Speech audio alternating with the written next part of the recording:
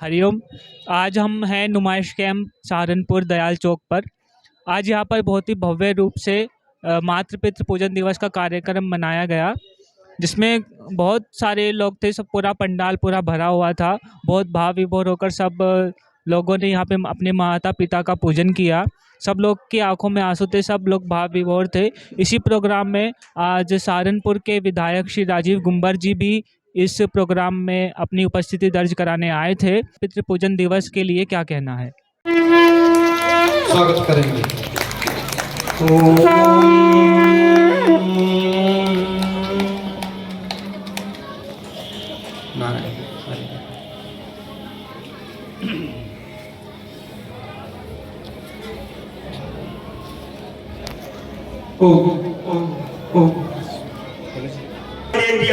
माल्यार्पण से विधायक जी का स्वागत करेंगे।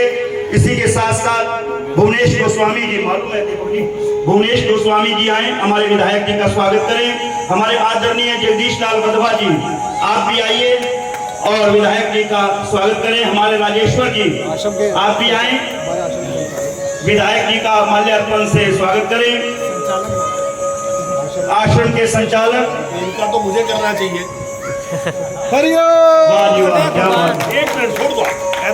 मनोज राजदेव जी आए, विधायक जी का माल्यार्पण करके स्वागत करें।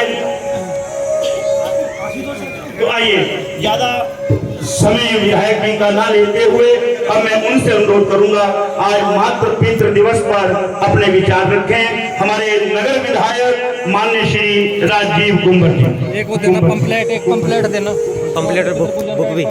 आज मातृ पितृ पूजन दिवस के अवसर पर सर्वप्रथम मैं गुरुदेव के चरणों में नमन।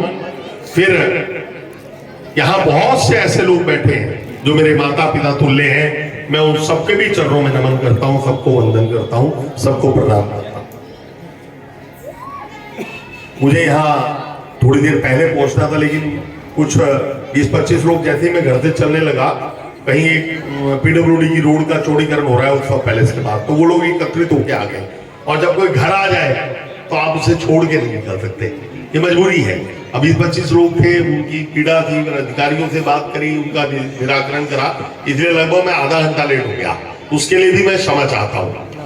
आदरणीय कुशल प्राशर जी को नमन, आश्रम के संचालक पूज्य देवी जी को, सबको सबको नमन करते हुए मैं कहूंगा कि ये तो सौभाग्य का दिन है। आज का दिन हम अपने मातृ पिता का पूजन करें।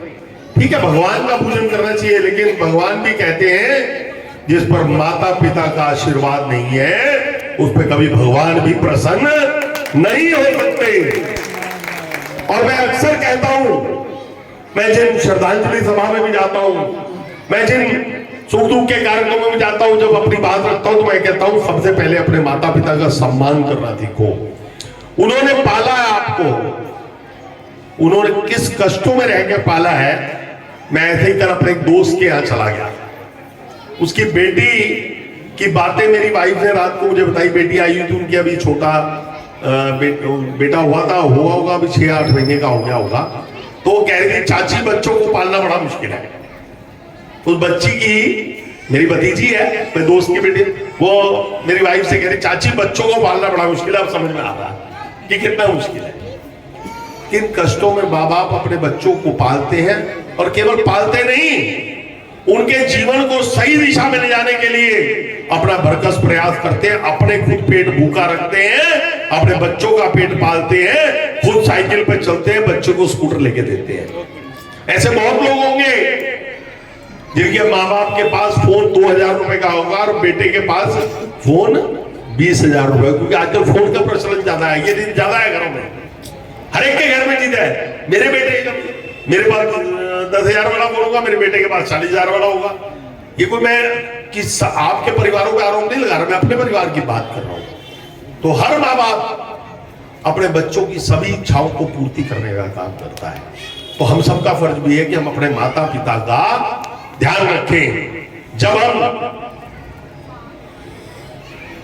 बड़े होते हैं तब उन चीजों की समझ में आती है। जब हमारे अंदर बचपना होता है, हम बहुत बच्चे भी बैठे हैं तो मैं इसलिए बात कह रहा हूं, जब हम छोटे होते हैं तो हमें लगता है कि माँ बाप जो कह रहे हैं बस इनका तो काम कहना है।